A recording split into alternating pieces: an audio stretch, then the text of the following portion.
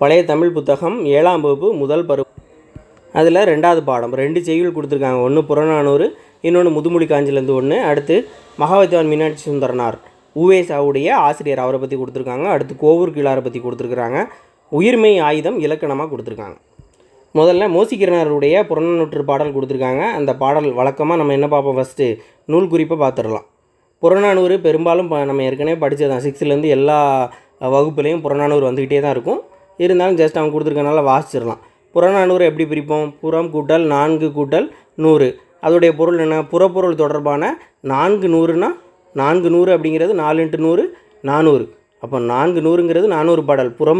புறப்பொருள் தொடர்பான 400 பாடலை கொண்ட நூல் தான் இது. அதை தான் அடுத்த லைனில் கொடுத்துருக்காங்க. அது அந்த அர்த்தம் இங்கே நம்ம புரிஞ்சுக்கிறோம். இது 8 தொகை நூல்களில் ஒன்று. 8 தொகை அப்படிங்கிறது 10 பாட்டும் 8 தொகையும் சேர்ந்து அந்த 18ஐயும் 18 மேல் கணக்கு நூல்கள்னு சொல்கிறோம். இது 8 தொகை நூலில் ரொம்ப முக்கியமான நூல். புறப்பொருள் சம்பந்தமான, அதாவது சங்ககால தமிழர்களுடைய அக வாழ்க்கையை தாண்டி புற வாழ்க்கையை பேசின விஷயந்தான் இந்த புறநானூறு. ஒரே வார்த்தையில் சொல்லணும்னா அதான் அர்த்தம். பழங்கால தமிழர்களுடைய புற வாழ்க்கைன்னா அந்த சமுதாயத்தில் அவன் என்ன செஞ்சான், அந்த வீட்டை தாண்டி அந்த சமூகத்தில், அந்த தெருவில், அந்த நாட்டில் அவன் எப்படி வாழ்ந்தான் அப்படிங்கிற அவனுடைய புற வாழ்க்கையை பற்றி பேசுகிறது தான் இது.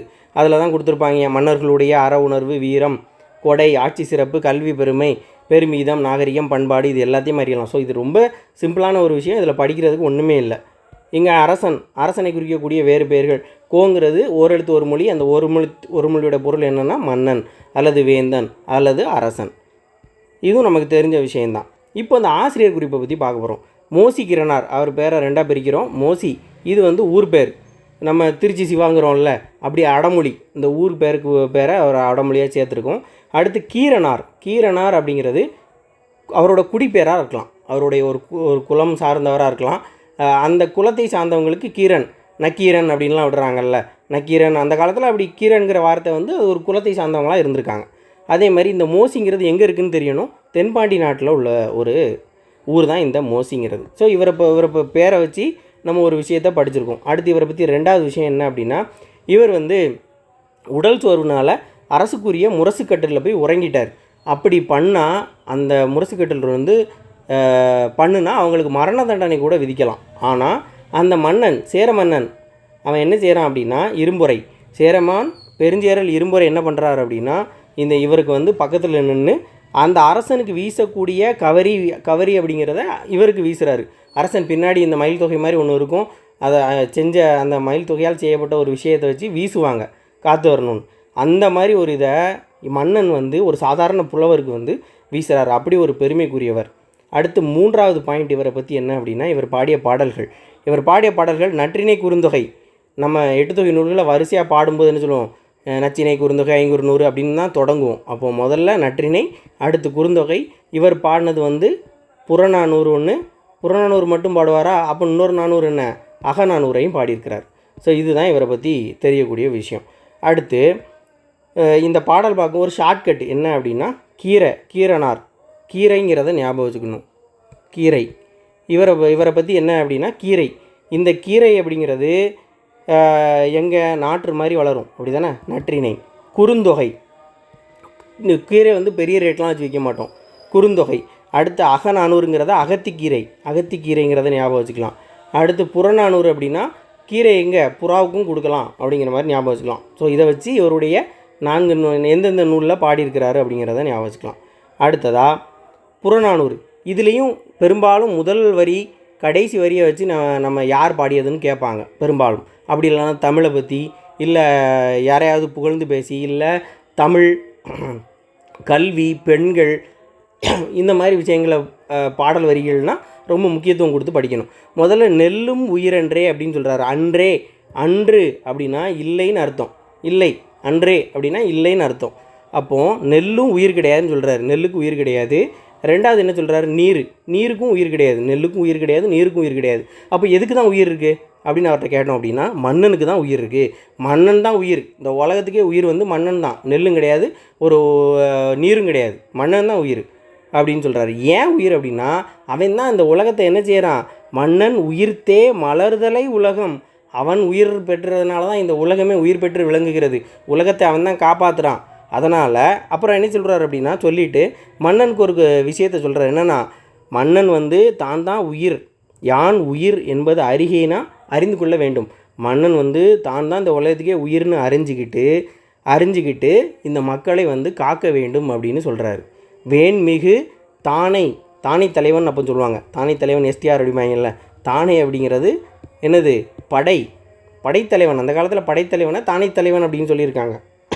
அப்போ வேண்மிகு தானை அப்படின்னா வேல் பொருந்திய அந்த படைத்தலைவன் அப்படின்னு பொருள். அவன் யார்?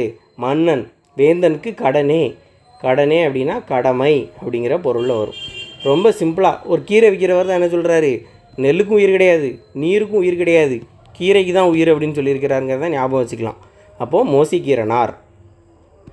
நெல்லுக்கும் உயிர் கிடையாது, நீருக்கும் உயிர் கிடையாது, மன்னனுக்கு தான் உயிர். புறநானூறு என்ன நூல்களில் ஒன்று அப்படின்னா 8 தொகை நூல்களில் ஒன்று, 14 மேல் கணக்கு நூல்களில் ஒன்றுன்னு சொல்லலாம். நெல்லும் உயிரென்றேங்கிற நெல்லுக்கு உயிர் கிடையாதுன்னு சொன்னவர் யார்? கீரனார். யார்? மோசிகீரனார். மோசிகீரனார் வந்து உடல் சோர்வுனால், அதான் கீரை விற்றுட்டு போய் இந்த விஷயத்தை ஈஸியாக ஞாபகம் வச்சுக்கலாம். கீரைங்கிறத வச்சே இவரை ஷார்ட்கட்டாக ஞாபகம் வச்சுக்கலாம். கீரை விற்றுட்டு வந்து சோர்வடைஞ்சு என்ன செய்கிறாரு? முரசுக்கட்டில் தூங்கிட்டார். அப்படி தூங்கும்போது என்ன செய்கிறாரு? கீரை சாப்பிட்டா இரும்பு சத்து நிறையா கிடைக்கும். அப்போது சேரமான் இரும்புரை என்ன செய்கிறாரு? அவருக்கு காற்று வீசுகிறார். இப்படி ஞாபகம் வச்சுக்கலாம். அடுத்ததான் முதுமொழி காஞ்சியை பார்க்குறதுக்கு, அந்த பாடலை பார்க்குறதுக்கு முன்னாடி அதோடைய ஆசிரியர் குறிப்பையும் நூறு குறிப்பையும் பார்த்துடலாம். முதுமொழி காஞ்சி அப்படிங்கிறது அந்த பேரில் இருக்குது. காஞ்சிங்கிறது ஒரு திணை, புறத்திணைகளில் ஒன்று. நம்ம பார்த்துருப்போம் என்னது? வெச்சி, உளிஞை, அதில் அந்த 12 திணையை பார்த்துருப்போம் புறத்திணை அப்படின்னு. அந்த புறத்திணைகளில் ஒன்று தான் இந்த காஞ்சி திணை. இந்த காஞ்சி திணையோட துறை அப்படி, அந்த திணைங்கிறது பெரிய பிரிவு, அதுக்கப்புறம் துறைங்கிறது அதோடைய உட்பிரிவு. அந்த துறைகளில் ஒன்று தான் இந்த முதுமொழி காஞ்சி. அதுக்கப்புறம் இந்த முதுமொழி காஞ்சியை பற்றி நம்ம தெரிஞ்சுக்கூடிய விஷயம் என்ன அப்படின்னா, 14 கீழ்கணக்கு நூல்களில் ஒன்று.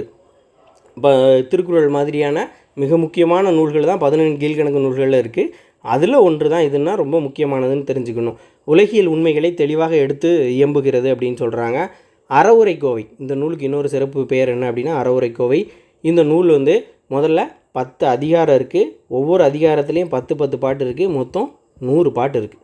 அப்போ முதுமொழி காஞ்சிங்கிறது காஞ்சி திணை அப்படிங்கிற பாயிண்ட் நமக்கு தெரியணும். 2வது அறவுரைக்கோவைங்கிறது சிறப்பு பெயர். 3வது 100 பாட்டு இருக்குது. அதிகாரத்துக்கு 10 பார்த்தா 10 அதிகாரம் இருக்குது. ஒவ்வொரு அதிகாரத்துலையும் 10 பாட்டாக 100 பாட்டு இருக்குது. நம்ம 3 பாயிண்ட் தான் நமக்கு தெரியணும். இதை பாடினவர் யார் அப்படின்னா மதுரை கூடலூர் கிழார். அப்படிங்கிற மதுரைங்கிற ஒரு பெரிய ஊர். மதுரையில் தான் கூடலூர் இருக்குது. அந்த கூடலூரில் தான் யார் இருக்கார்? அந்த கூடலூரில் உள்ள ஒரு கிழார், ஒரு முதுமையான ஒரு ஆளை தான் மதுரை கூடலூர் கிழார் நம்ம சொல்லியிருக்கிறோம். இப்போ மதுரை கூடலூர் கிழாரை பற்றி ஒரே ஒரு பாயிண்ட் தான். என்னது? அவர் பாட்டு வந்து நச்சினார்க்கினியர் அப்படிப்பட்ட நல்லுரை ஆசிரியர்கள் மேற்கோளாக கையாண்டிருக்காங்க அப்படின்னு. நச்சினார்க்கினியர் வந்து சிலப்பதிகாரம் மாதிரியான நிறைய நூல்களுக்கு வந்து என்ன செய்கிறாரு? உரை எழுதியிருக்கிறாரு. அப்படிப்பட்ட பெருமை வாய்ந்த நச்சினார்க்கினியார் இவர் பாட்டை அடிக்கடி என்ன செய்கிறாரு? நிறைய இடங்களில் மேற்கோளாக காட்டியிருக்கிறாரு. அது இவரை பற்றி முக்கியமான ஒரு பாயிண்ட். சங்க காலத்துக்கு பின் வாழ்ந்தவர் தான் நமக்கு தெரியும். அதை ஏன் மெனக்கெட்டு படிக்கணும்? ஏன்னா 14 கீழ்கணக்கு நூல்கள், சங்க காலத்தில் உள்ள நூலை தான் 14 மேல் கணக்கு நூல்னு சொல்கிறோம். அதுக்கடுத்து வந்ததெல்லாம் 14 கீழ்கணக்கு நூல்னு சொல்கிறோம். அப்போ அது சங்க காலத்துக்கு பின் வந்த நூல்கள் தான் என்னது? 14 கீழ்கணக்கு நூல்கள் அப்படின்னு நம்ம சொல்கிறோம். அப்போ சங்க காலத்துக்கு பின்னாடி தானே அவர் வாழ்ந்துருக்கணும். ஸோ அதை பெருசாக படிக்கணும்னு தேவை கிடையாது. இப்போ இதில் ஷார்ட்கட் என்ன அப்படின்னா முதுமையான மொழி. முதுமைனாலே யார்? முதுமையான ஊர் அப்படின்னா மதுரையை சொல்லலாம். ரொம்ப பழமையான ஊர். அங்கே உள்ள முதுமையான ஆள் யார்? கிழவர். அவங்க எப்படி சொல்லுவாங்க? நமக்கு அறிவுரை சொல்லுவாங்க. அப்போது மதுரை கூடலூர் கிழார், முதுமொழி காஞ்சி, அறவுரைக்கோவை, அதை லிங்க் பண்ணி என்ன செஞ்சுக்கலாம்? ஞாபகம் வச்சுக்கலாம். அதேமாதிரி மூத்தவர்கள்ட்ட 100க்கு 100 எப்போவுமே வாங்க முடியாது அப்படிங்கிறதையும் தெரிஞ்சுக்கணும். அப்போ 100 வயசு ஆயிருக்கும் அப்படி ஞாபகம் வச்சுக்கோங்க. அப்போ 100 பாடல். முதுமையான ஆள் கரெக்டாக என்னது? 100 வயசு முதுமையான ஒரு ஆள். இதை ஷார்ட்கட்டாக இவ்வளோத்தையும் லிங்க் பண்ணி படிச்சுக்கலாம். இப்போ அந்த பாடலுடைய பொருளை பார்க்கலாம். 10 அதிகாரத்தில் ஒரு அதிகாரம் தான் இந்த சிறந்த 10 விஷயங்களை சொல்கிறது தான் இந்த அதிகாரத்துடைய கருத்து. முதல்ல பாயிண்டில் என்ன சொல்கிறார் அப்படின்னா, ஆறுகளி உலகத்து மக்கட்கெல்லாம் ஓதலில் சிறந்தென்று ஒழுக்கமுடைமை. இந்த உலகத்தில் நீர் சூழ்ந்த கடல் சூழ்ந்த இந்த உலகத்தில் வாழக்கூடிய மக்களுக்கெல்லாம் முதல்ல ஓதல் அப்படின்னா கல்வி கற்றல். அப்படி அதை விட சிறப்பானது என்ன அப்படின்னா, கற்றலை விட சிறந்தது ஒழுக்கமுடையவங்களாக இருக்கிறது. அப்போ முதல் சிறப்பு வந்து ஒழுக்கத்தை பற்றி, ஒழுக்கம்தான் முதல் சிறப்பு அப்படின்னு சொல்கிறார். அப்போ ஓதலை சொல்லலை. 2வது காதல்.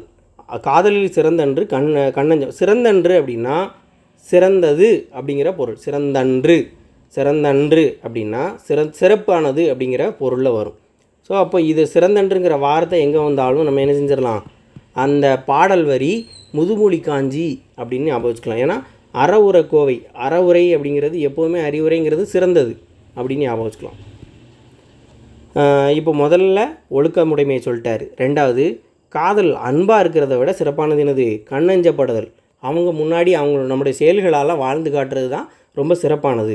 அவங்க மேலே அன்பாக இருக்கிறத விட நம்மளோட செயல்களால் அவங்கள பாதுகாத்து அன்பாக இருக்கோம்னு காட்டுறதை விட செயல்களால் நம்ம செய்கிறது தான் ரொம்ப முக்கியம். அவங்க நல்லா இருக்கணும்னு நம்ம செய்யக்கூடிய விஷயங்கள் தான் நல்லது அப்படின்னு சொல்கிறார்.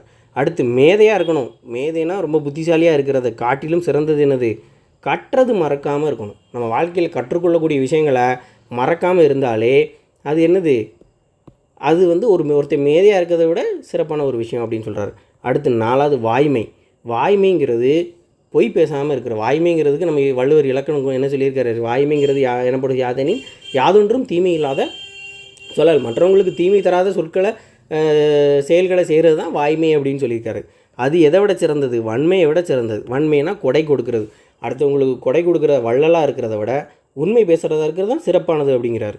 அடுத்து, மெய் பிணி இன்மை, உடலில் நோய் இல்லாமல் இருக்கிற விஷயம் இளமையை விட சிறப்பானது. ஒருத்தன் இளமையாக இருக்கிறத விட ஒரு உடம்பில் வயசானாலும் நோய் இல்லாமல் இருக்கிறது சிறப்பான விஷயம் அப்படின்னு கூடலூர் கிழார் சொல்லிடுறாரு. அடுத்து, நாணம் அப்படிங்கிற அச்சமடம் நாணம்ங்கிறது என்ன அப்படின்னா வெட்கம். வெறுமனே வெட்கம் மட்டுமல்ல, தீய செயல்களை செய்வதற்கு அஞ்சி வெட்கப்பட்டு நிற்கிறது, அதுதான் நாணம் அப்படின்னு தமிழர்கள் சொல்கிறாங்க. அந்த நாணம் எதை விட சிறப்பான், நன்மை பெறுறதை விட நலனுடையவனாக இருக்கிறத விட நாணம் உடையவனாக இருக்கிறது சிறப்பானது அப்படின்னு சொல்கிறார். அடுத்து, குலன் உடைமையின் கற்பு சிறந்தன்று. கற்புனா சங்க காலத்தை பொறுத்த வரைக்கும் கற்புங்கிறது எல்லாத்தையும் சேர்த்து ஒழுக்கம் அப்படிங்கிற பொருளில் தான் வரும். அப்போ குலப்பெருமையை விட ஒருத்தன் ஒழுக்கமான இருக்கிறது தான் ரொம்ப பெருசு. இந்த குலத்தில் பிறந்தேன் அதனால் நான் பெருமையானவங்கிறத விட கற்பு, ஒருத்தர் ஒழுக்கத்தில் சிறப்பாக இருக்கிறது தான் சிறப்பு அப்படின்னு சொல்கிறார். அவனுடைய செயல்பாடுகளை தான் சொல்கிறாங்க. கற்றாரை வழிபடுதல் சிறந்தன்று. அப்போ அடுத்து 8வது சிறப்பாக என்ன சொல்கிறாங்க, கற்றவர்களை வழிபடுதல் அப்படிங்கிறது அவங்களுக்கு கோயில் கட்டி கும்பிட்றது இல்லை, அவங்களுக்கு மரியாதை கொடுக்கறது, அவங்க சொல்லக்கூடிய புரிஞ்சுக்கிட்டு அவங்களுடைய வழியில் நடக்கிறது தான் கற்றாரை வழிபடுதல். அது கற்றலை விட சிறப்பு அப்படின்னு சொல்கிறாங்க. எப்போதுமே கற்றல் தான் சிறப்பு. அப்போ கூடலூர் கிழார் என்ன சொல்கிறாங்கன்னா, கற்றலை விட சிறப்பான ஒரு விஷயத்தை நமக்கு சொல்லி கொடுக்குறாரு. அது என்னது, கற்றவர்கள் வழியில் நிற்கிறது தான் சிறப்பு அப்படின்னு சொல்கிறார். செற்றாரை செறுத்தல் அப்படின்னா, செற்றார்னா பகைவரை பகைக்கிறத விட தற்செய்கைனா தன்னுடைய செய்கை. அப்போது தன்னுடைய செயல்பாடுகளால் அவனை ஜெயிக்கிறது தான் அவன்கிட்ட வாழ்ந்து காட்டுறது, அதுதான் ரொம்ப சிறப்பான விஷயம்னு சொல்கிறார். பகைவரை அவனை பகைக்கணும், அவனுக்கு ஏதாவது தீங்கு செய்யணும்னு நினைக்கிறத விட அவனுக்கு நல்ல செய்கிறது. அவன் நம்ம வாழ்க்கையில் நம்மளுடைய செயல்களால் முன்னேறி அவனுக்கு ஒரு நல்ல விஷயத்தை செய்கிறோமோ இல்லை நம்ம செயல்களை தெளிவாக செஞ்சாலே போதும், அதுதான் சிறப்பானது அப்படிங்கிறாரு. முன் பெருகலின் பின் சிறுகாமை நன்று. பெருகிட்டே போகிறத காட்டிலும் எவ்வளோ பெருகி இருந்தாலும் அந்த கொஞ்சம் கூட அதை சிறுகாமல் பார்த்துக்கிறது தான் நல்லது அப்படின்னு சொல்கிறார். ஒரு நல்ல குணமாக இருக்கலாம், இல்லை பொருட்களாக இருக்கலாம். நிறையா பொருளை சேர்த்துக்கிட்டே இருக்கிறத விட இருக்கிற பொருட்களை குறையாமல் அழியாமல் பாதுகாத்துக்கிறது தான் சிறப்பான விஷயம்னு ஒரு அழகாக ஒரு 10 விஷயத்தை அவர் சொல்லியிருக்கிறார். அதுதான் பொருளாகவும் கொடுத்துருக்காங்க. அடுத்ததாக முதுமொழி காஞ்சி அப்படிங்கிறது காஞ்சியோடைய திணைகளுடைய, அதான் எந்த திணைன்னு கேட்டிருக்காங்க, இங்கே தான் கொடுத்துட்டாங்களே, காஞ்சி திணையுடைய துறை தான் என்னது, துறைகளில் ஒன்று தான் இந்த முதுமொழி காஞ்சியோட ஆசிரியர் யாருன்னு கேட்டிருக்காங்க. முதுமொழி காஞ்சி, முதுமையான மொழி யார் சொல்லுவா, அந்த கிழார் சொல்லுவார். எந்த கிழார், மதுரையை சேர்ந்த கூடலூர் கிழார். இளமையை காட்டிலும் எது சிறந்ததுன்னு கேட்டிருக்காங்க. இளமையை காட்டிலும் உடம்பில் நோய் இல்லாமல் இருக்கிறது தான் சிறந்தது. முதுமொழி காஞ்சி அறவுரை கோவை அப்படின்னு வழங்கப்படும். முதுமொழி அப்படின்னாலே அறிவுரை தானே, அறவுரை தானே. கற்றலை விடவும் ஒழுக்கமுடைமை சிறந்தது. அதே இதில் இன்னொரு வார்த்தையும் சொல்லியிருப்பாங்க, கற்றலை விட கற்றாரை வழிபடுதல், அவங்களுடைய செயல்பாடுகளை வழி நிற்றல் தான் சிறந்தது அப்படின்னு சொல்கிறாங்க. மக்களுக்கெல்லாம்ங்கிறது மக்களுக்கு கூட்டல் எல்லாம். பிணி இன்மை அப்படின்னா பிணி கூட்டல் இன்மை. குலன் உடைமைனா குலன் கூட்டல் உடைமை. அடுத்ததாக மகா வித்வான் மீனாட்சி சுந்தரனார். இவர் தான் உவேசாவுடைய ஆசிரியர். அதுதான் இவருக்கு சிறப்பு. நிறைய பேர் வாத்தியாரை வச்சு பையங்க சிறப்படைவாங்க. இவர் அவர்கிட்ட படித்த மாணவர்களில் வச்சு இவர் உவேசாவுடைய ஆசிரியர்னு சொல்லக்கூடிய அளவுக்கு சிறப்பு வாய்ந்தவர். உவேசாவால் எல்லாருக்கும் தெரியக்கூடிய ஒரு ரொம்ப முக்கியமான ஒரு ஆள் தான் யார், மீனாட்சி சுந்தரனார். முதல்ல ஒரு பாயிண்ட் இந்த பாடலில், யார் காப்பார் என்று தமிழனை ஏங்கிய போது நான் காப்பேன் என்று எழுந்தார் ஒருவர். அவர் யாருன்னு கேட்பாங்க, உவேசா. மீனாட்சி சுந்தரனார் கிடையாது, அது வந்து உவேசா. இது நிறையா கொஷினில் வந்து கேட்டிருக்காங்க. யார் காப்பார் என்று தமிழனை ஏங்கிய போது, தமிழனை வந்து யார் நம்மளை காப்பாற்றுவான்னு நினைக்கும் போது நான் காப்பாற்றுறேன் அப்படின்னு சொல்லிட்டு ஒருத்தர் வந்தாராம், அவர் தான் உவேசா. ஏன் அப்படின்னா சங்ககால நூல்கள் எல்லாம் பெரும்பாலும் அழிஞ்சிக்கிட்டு இருந்தபோது அந்த நூல்களை தேடி அந்த பதிப்பிக்கக்கூடிய பணியை மேற்கொண்டு தமிழை வந்து உயிர்ப்பித்தது யார் அப்படின்னா உவேசா தான். அதனால தான் அவர் அப்படி சொல்கிறாங்க. உவேசாவை தமிழ் தாத்தா அப்படின்னு நம்ம சொல்லுவோம். இந்த தமிழ் தாத்தாவை உருவாக்கிய ஆசிரியர், அந்த பெருமை யாருக்கு சாரும் அப்படின்னா மகாவித்வான் மீனாட்சி சுந்தரனார். ஸோ இதில் அவரை பற்றி சொல்லியிருக்காங்க, தமிழுக்காக அவர் நிறையா வந்து தமிழ் மேலே ரொம்ப ஈடுபாட்டோடு இருந்தார் அப்படிங்கிற சொல்லியிருக்காங்க. அடுத்ததான் நமக்கு எக்ஸாம் பாயிண்ட் ஆஃப் வியூ போயிடலாம். இதுங்க மீனாட்சி சுந்தரனார் வந்து எங்கன்னா 1815 4வது மாதம் 6வது நாள் பிறந்திருக்கிறார். ஸோ 4வது மாதம் 6வது நாள் 5வது 15ங்கிறது அவர் பிறந்த வருஷம். எந்த ஊரில் பிறந்திருக்காரு அப்படின்னா திருச்சியில் எண்ணெய் கிராமம் அப்படிங்கிற ஊரில் பிறந்திருக்கிறாரு. அவங்க பெற்றோர் யார் அப்படின்னா சிதம்பரம் அன்னத்தாச்சியார். சிதம்பரத்திட்ட தான் என்ன செஞ்சுருக்காரு அப்படின்னா தமிழ் படிச்சிருக்கிறார். தந்தைகிட்ட தான் தமிழ் படிச்சிருக்கிறாரு. இலக்கண நூல்கள் வந்து நல்லா படிச்சிருக்காரு. சிறு வயசுலேயே செய்யுள் இயற்றக்கூடிய ஆற்றல், அதே மாதிரி சிறு வயசுலேயே வந்து இன்னொருத்தர் வந்து செய்யுள் இயற்றி பாடல் பாடக்கூடிய ஆற்றல் பெற்றவர் யார் அப்படின்னா வள்ளலார். பாரதியாரும் சிறு வயசுலேயே செய்யுள் இயற்றக்கூடிய கவிதைகள் இயற்றக்கூடிய ஆற்றல் பெற்றிருந்தார் அப்படின்னு சொல்லுவாங்க. மீனாட்சி சுந்தரனார் திருமணம் செஞ்சு என்ன செய்கிறார் அப்படின்னா திரிசிரபுரம், அந்த காலத்தில் திருச்சிராப்பள்ளி என்ன சொல்லியிருப்பாங்க அப்படின்னா திரிசிரபுரம் அப்படிங்கிறதே சொல்லியிருப்பாங்க. திருச்சியில் வாழ்ந்திருக்கிறாரு, அதனால் அவர் வந்து திரிசிரபுரம் மீனாட்சி சுந்தரனார்னே சொல்லியிருக்கிறாங்க. அடுத்தது தமிழ் இலக்கியத்துலேயும் சைவ சமய நூல்கள்னால் அவர் சைவர் தானே, 3 பட்டையை போட்டிருப்பார். ஸோ அதனால் அவர் சைவ நூல்களில் தான் ஆர்வம் இருந்திருக்கும். ஸோ அதை பெரும்பாலும் நம்ம படிக்கணும்னு அவசியம். அதேமாதிரி தமிழ் படிக்கணும்னு வந்து எல்லாருக்குமே அவர் வந்து தமிழ் சொல்லி கொடுத்துருக்காரு. அதான் ரொம்ப முக்கியம். அவர் ஆசிரியராக எல்லாராலையும் அறியப்படுறாரு அப்படின்னா அதுதான் ரொம்ப முக்கியம். ஏன்னா நிறைய பேருக்கு வந்து என்ன செஞ்சுருக்காரு அப்படின்னா உண்டியும் உறையுள்ளும், சாப்பிட்றதுக்கும் தங்குறதுக்கும் இடம் கொடுத்து அவருக்கு சொல்லி கொடுத்துருக்காரு.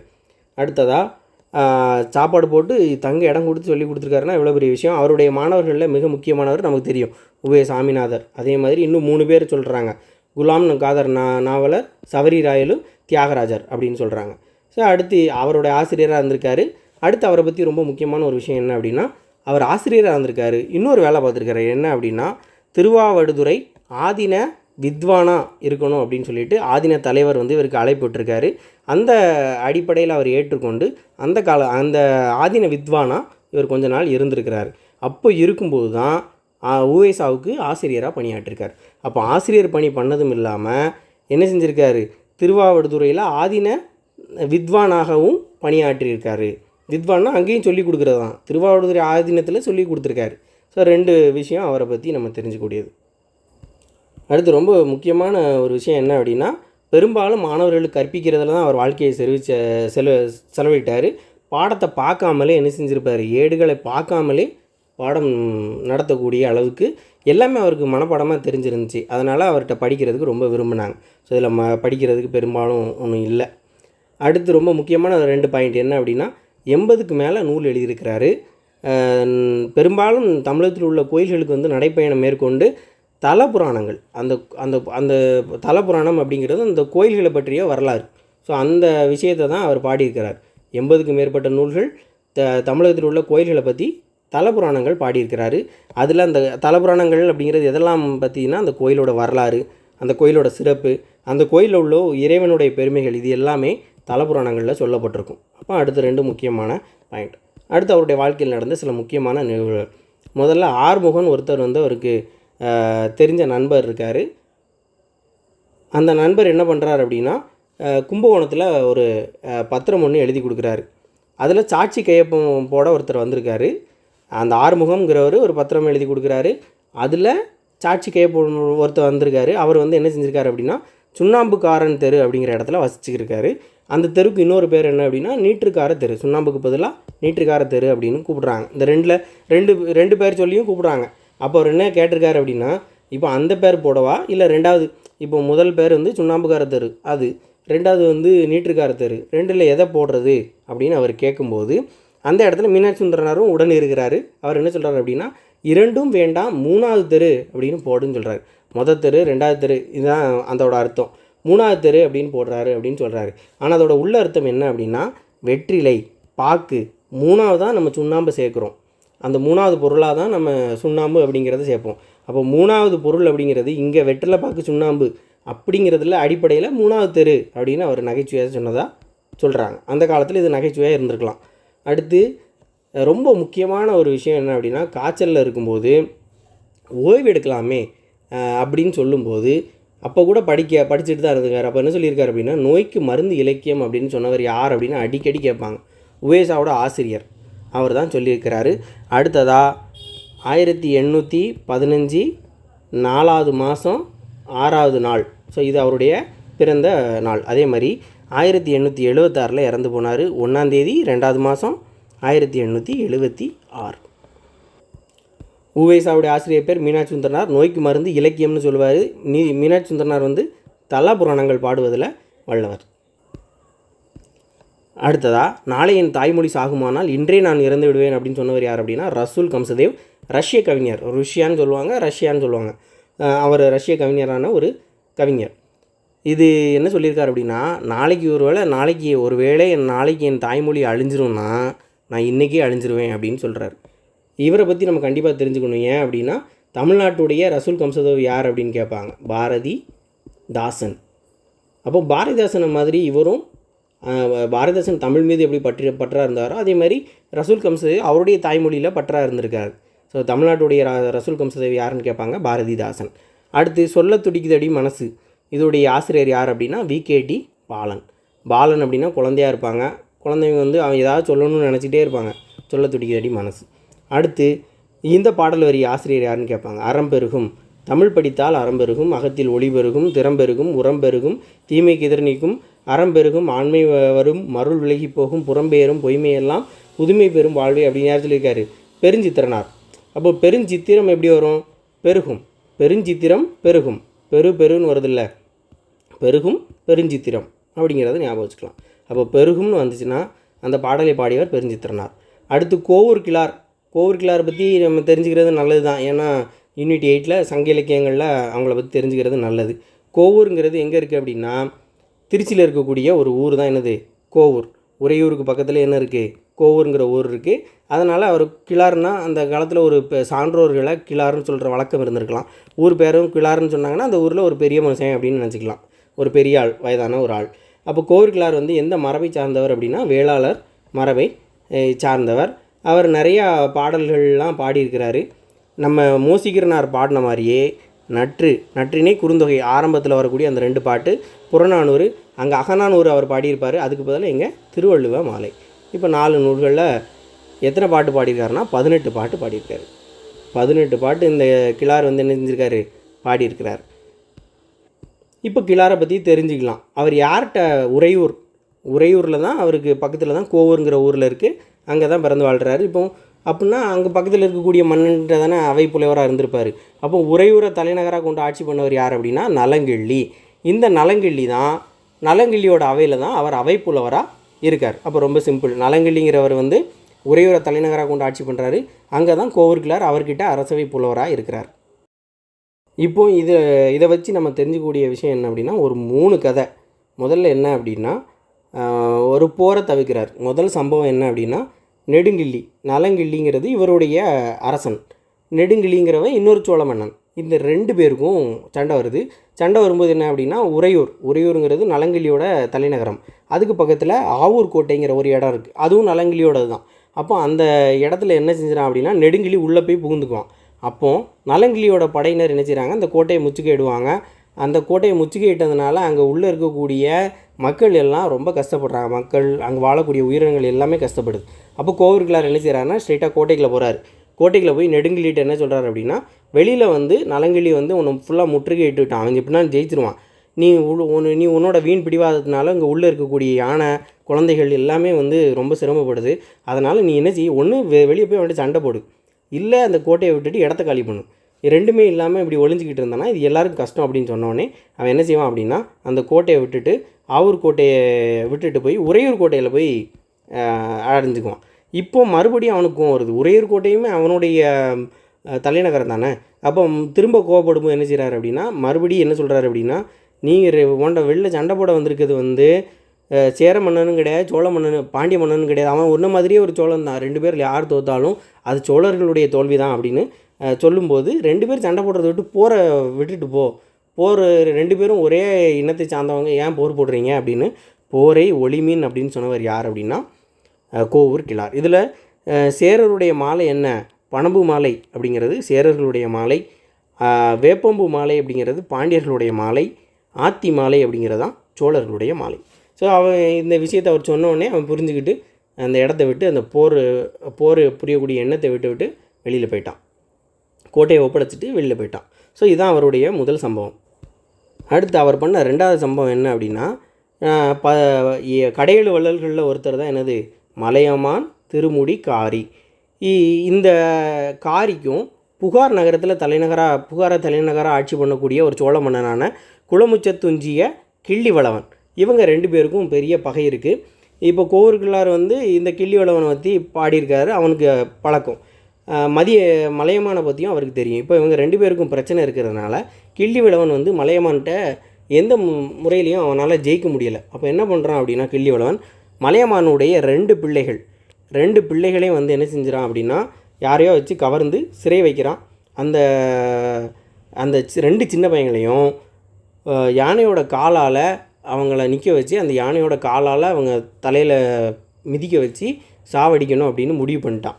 அதுக்குன்னு ஒரு நாள் குதித்து எல்லோரும் பார்க்கும்படியான ஒரு அந்த சம்பவம் நடக்கணும். அந்த காலத்தில் அரசர்கள்லாம் அப்படி தானே பண்ணுவாங்க, அப்படி ஒரு விஷயத்த பண்ணுறான். இப்போ அந்த செய்தி கேட்டு என்ன செய்கிறாரு, கோவூர் கிழார் வந்து அந்த இடத்துக்கு வர்றார். வந்துட்டு சொல்கிறாரு, இந்த மாதிரி நீ பண்ணுறதெல்லாம் தப்பு, சோழ மன்னர்களில் புறாவுக்கு வந்த துன்பத்தை தீர்க்கிறதுக்காக தன்னுடைய சதையை அறுத்து கொடுத்த சிபி சக்கரவர்த்தியும், பசுவுக்கு தன்னுடைய பையனை ஏற்றி கொண்டதுக்காக மனுநீதி சோழன் பற்றியும் அவர் சொல்கிறாரு. அப்படிப்பட்ட சோழ குலத்தில் வந்து 2 சின்ன பையங்களை கொல்ல பார்க்குறிய, இதெல்லாம் எப்படி அப்படின்னு சொல்கிறாரு. அதே மாதிரி இவங்க வந்து பெரிய வள்ளல் பரம்பரையில் வந்தவங்க, இப்படி அவங்க பயந்து நிற்கக்கூடிய ஒரு சூழ்நிலையை உருவாக்கிட்டியே, இது சோழ மன்னர்களுக்கே ஒரு இழுக்கான விஷயம் அப்படின்னு சொல்லும்போது அவன் என்ன செய்கிறான், தப்புன்னு அதை புரிஞ்சுக்கிட்டு 2 பையங்களையும் கோவூர் கிழார் மூலமாகவே மலையமான்கிட்ட ஒப்படைச்சிறார். இது 2வது. அடுத்து 3வது என்ன அப்படின்னா, 3வது ஒரு கதை என்ன அப்படின்னா, இளந்தத்தனார் அப்படின்னு ஒரு புலவர். அந்த புலவர் என்ன அப்படின்னா, இப்போ நெடுங்கிள்ளிங்கிறது உறையூரில் இருக்கார், அவர்கிட்ட தான் அவை புலவராக இவர் இருக்கார். அந்த நெடுங்கிள்ளியை போய் பாடுறார் அந்த புலவர். நெடுங்கிள்ளியை பாடின அவர், நலங்கிள்ளியை பாடின அவர் வந்து நெடுங்கிள்ளியையும் பாட போகிறார். நெடுங்கிள்ளிங்கிறது நலங்கிள்ளியோடைய எதிரி. அப்போ என்ன செய்கிறாருன்னா, நெடுங்கிள்ளி என்ன நினச்சிறாரு அப்படின்னா, நலங்கிள்ளி வந்து நலங்கிள்ளிகிட்ட வந்து வந்த ஒற்றன் தான் இவன் அப்படின்னு சொல்லிட்டு இவரை கொல்றதுக்கு சிறையில் அடைக்கிறாரு. அதுக்கப்புறம் தான் கோவூர் கிழார் வந்து என்ன சொல்கிறாரு அப்படின்னா, பழுத்த அந்த மரங்கள், பழுத்த பழங்களை உடைய மரங்களை பார்த்து தான் என்ன செய்யும், பறவைகள் போகும். அதே மாதிரி புலவர்கள் வந்து வள்ளல்களை பார்த்து போவாங்க, அது இயற்கை. அதை வச்சுக்கிட்டு நீ அவரை வந்து தவறாக புரிஞ்சிக்கூடாது, நீ பாடுறது அவங்களோட இயல்பு, கொடுக்கறது உங்களோட இயல்பு அப்படின்னு சொல்லி சிறப்பாக சொன்னோடனே அவனுக்கு புரியுது. அதனால் அவரை விட்டுறாரு. ஸோ அவனை இளந்தத்தனாரை மீட்டது 3வது செயல். ஸோ இதில் ஒரு திருக்குறள் கொடுத்துருக்காங்க, விரைந்து தொழில் கேட்கும் ஞாலம் நிறைந்தினிது சொல்லுதல் வல்லார் பெறின். குறள்நெறி இலக்கிய கதைகள் யாருடைய நூல் அப்படின்னா சுந்தரராசன். அடுத்ததாக உயிர்மை ஆயுதம்னாலும் நமக்கு தெரியும், அது என்னது, சார்பெழுத்து பார்த்தோம். சார்பெழுத்துடைய 10 வகைகளில் ஒன்று தான் உயிர்மை, இன்னொன்று ஆயுதம். உயிர்மைங்கிறது என்ன, உயிரெழுத்தும் மெய்யெழுத்தும் சேர்ந்து புதுசாக ஒரு எழுத்து உருவாகும், அதான் உயிர்மை எழுத்து. 216 எழுத்து, அதாவது 12 எழுத்தும் 12 உயிரெழுத்தும் 18 மெய்யெழுத்தும் சேர்ந்தா என்ன ஆகும், ஒவ்வொரு 12 எழுத்தும் இந்த 18 எழுத்தோடு சேரும். அப்படின்னா 12 18 எவ்வளோ வரும், 2 16, 1 8 8 1 9 12 1 2 216 எழுத்து உயிர்மை எழுத்து. அடுத்து ஆயுத எழுத்தை பற்றி பார்த்தோம்னா ஒரே எழுத்தான். இப்படி அந்த ஆயுதத்தை அக்ஞானம் அப்படின்னு சொல்கிறோம், முப்புள்ளின்னு சொல்கிறோம், முப்பார் புள்ளின்னு சொல்கிறோம், தனி நிலைன்னு சொல்லுவாங்க, ஆயுதம்னு சொல்லுவாங்க. ஏன்னா அது கேடயம், இந்த ஒரு கேடயம் மாதிரி இருக்கும்ல, கேடயம் அதில் 3 புள்ளி இருக்கும், அதை மாதிரி இருக்கிறதுனால அது ஆயுதம் அப்படின்னு சொல்கிறாங்க. அதே மாதிரி ஆயுத எழுத்தை பார்த்தோம் அப்படின்னா, ஆயுத எழுத்து வரக்கூடிய இடத்த பார்த்தோம் அப்படின்னா, இப்போ முன்னாடி ஒரு தனி குறில் இருக்கும், தனி ஒரு குறில் இருக்கும். எப்போவுமே ஆயுத எழுத்து அஃது அப்படின்னு சொல்லுவோம். அப்போ முன்னாடி ஒரு குறில் இருக்கும், அதுக்கு பின்னாடி அந்த எழுத்துக்கு பின்னாடி பார்த்தோம் அப்படின்னா ஒரு வல்லின உயிர்மை குறில் தான் இருக்கும். முன்னாடி குறில், அடுத்து வல்லின குறில், கசட தபர அந்த இதில் ஏதாவது ஒரு குறில் வரும் அப்படிங்கிறது தான் இயல்பு. ஆயுத எழுத்து இடையில மட்டும்தான் வரும், கடைசியில் முதல்லையும் கடைசிலையும் வராது. உயிர்மை எழுத்து எதில் வரும் அப்படின்னு கேட்டிருக்காங்க. உயிர்மை எழுத்துக்கள் சார்பு எழுத்து. ஏன்னா முதல் எழுத்து அப்படிங்கிறது உயிரெழுத்தும் மெய்யெழுத்தும் சேர்ந்தது தான் முதல் எழுத்து. சார்பு எழுத்துங்கிறது அதை சார்ந்து வரக்கூடிய எழுத்து, அதில் தான் உயிர்மை வரும். அடுத்து சார்பு எழுத்துன்னு கேட்டிருக்காங்க. இதில் அடக்கம் அப்படிங்கிறது எக்குங்கிறது அப்படிங்கிறது சார்பு எழுத்து. அதே மாதிரி இந்த பூ அப்படிங்கிற எழுத்து சார்பு எழுத்து தான். ஆனால் ஒரு தொடராக பார்த்தோம் அப்படின்னா எக்குங்கிறது தான். அதே மாதிரி சில இடங்களில் கேட்கலாம், பெருஞ்சோறு அளித்தல்னால் என்னன்னு கேட்கலாம். பெருஞ்சோறு அளித்தல் அப்படின்னா போர் செய்கிறதுக்கு மன்னன் போகிறதுக்கு முன்னாடி மன்னன் அரண்மனையில் உள்ள வீரர்களுக்கு எங்கே சாப்பாடு அளிப்பான், அரண்மனையில் சாப்பாடு அளிப்பான். அதை தான் பெருஞ்சோறு அளித்தல். சண்டைக்கு போகிறதுக்கு முன்னாடி வீரம்படத்தில் மாதிரி சாப்பாடு போட்டு தன்னுடைய வீரர்களை கூட்டு போகிறது தான் பெருஞ்சோறு அளித்தல், வீரர்களுக்கு சாப்பாடு போடுறது தான். நார்த்திசை அப்படின்னா 4 கூட்டல் திசை, நாற்படைனா 4 கூட்டல் படை. அடுத்து வல்லினம் மிகும் இடம், மிகா இடம். வல்லினம் மிகக்கூடிய இடங்கள் 2 இடம். அப்படி ஈன்னு முடியக்கூடிய வினை எச்சம் அதுக்கு முன்னாடி இந்த இடத்துல இந்த கசதப இக்கு இச்சு இத்து இந்த மாதிரியான மெய்யெழுத்துக்களுடைய ஒரு உயிர்மெய் எழுத்து வந்துச்சுன்னா அந்த எழுத்து மறுபடியும் என்ன செய்யும், மிகும் அப்படின்னு சொல்லியிருக்காங்க. அப்போது அது என்னவாக இருக்கணும், ஒன்று அகர ஈட்டுனா கடைசி எழுத்து.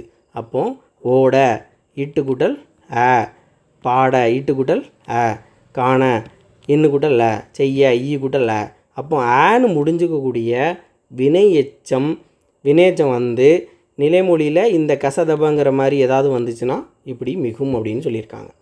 ஸோ இது முதல்ல. மாதிரி ஈ வருது, டிங்கிறத எப்படி பிரிப்போம், இட்டு கூட்டல் ஈ தான் டி. அப்போ நாடி, பேசி இச்சு கூட்டல் சி, தேடி இட்டு கூட்டல் தி. இங்கே இப்பு இத்து இந்த மாதிரி வந்துச்சுனாலும் அந்த வல்லினம் மிகும். இப்போ வந்திருக்கா, அப்போ இப்பு மிகும். திரிந்தான் அப்படிங்கிறது இத்து கூட்டல் ஈ தீ, அப்படி தானே. அப்போ இந்த இத்து மறுபடியும் முன்னாடி மிகும் இத்து. அடுத்து அகர வரிசைன்னு ரொம்ப எல்லாமே கா அந்த வரிசையில் தான் கொடுத்துருக்காங்க. அதனால் நம்ம ஈஸியாக பார்த்துடலாம். இங்கேயும் அதே மாதிரி தான், எல்லாமே ஒரே வரிசையில் கொடுத்துருந்தா பிரச்சனை இல்லை.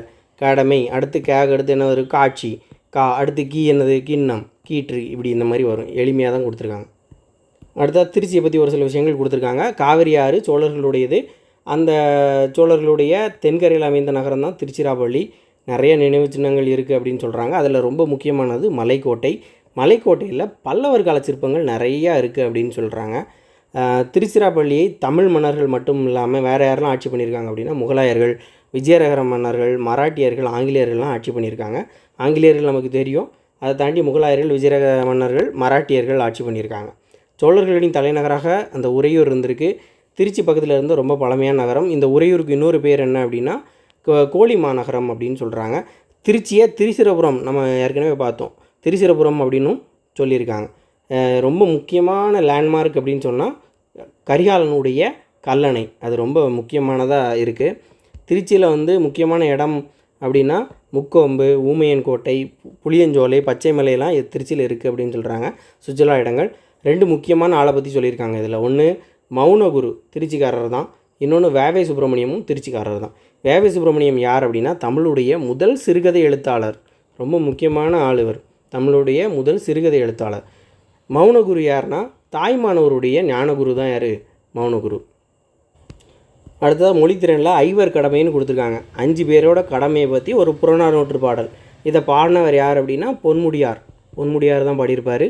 ஈன்று புறந்தறுதல் எந்தலை கடனே அப்படின்னா ஒருத்தனை ஈன்று இந்த உலகத்துக்கு கொண்டு வரக்கூடியது ஒரு தாயுடைய கடமை. முதல் கடமை யாருடையது, தாயுடைய கடமை. 2வது சான்றோன் ஆக்குதல் தந்தைக்கு கடனே. 2வது சான்றோன் ஆக்குறது தந்தையுடைய கடமை என்னன்னா அந்த அந்த மனிதனை வந்து ஒரு சான்றோன்கிறது வீரனா, ஒரு அறிவில் சிறந்தவனா உருவாக்குறது தந்தையோட கடமை.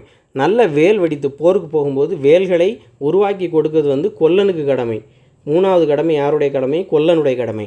நன்னடை நல்கல் வேந்தனுக்கு கடமை. 4வது அவனை வழிகாட்டக்கூடியது, நல்ல விஷயங்களை சொல்லி அவனை போருக்கு சிறப்பாக வழிகாட்டக்கூடியது ஒரு வேந்தனுக்கு கடமை.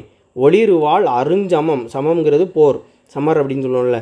அதாவது அந்த போருக்கு களிறு எரிந்து பெயர்தல் காளைக்கு கடனே. களிறுனா யானை, யானையை கொன்றது இந்த காளைங்கிறது யார்? அந்த தலைவனை குறிக்கக்கூடியது. அந்த வீரனுடைய கடமை என்ன? கடன்னா கடமைன்னு நம்மளை போல தான் பார்த்தோம், கடமை. 5வது கடமை போரில் யானையை கொல்றது தான் பரணின்னு ஒரு இலக்கியமே இருக்குது. அந்த யானையை கொல்றது தான் அந்த வீரனுக்கு கடமைன்னு 5 பேரோட கடமையை பொன்முடியார் சொல்லியிருப்பார்.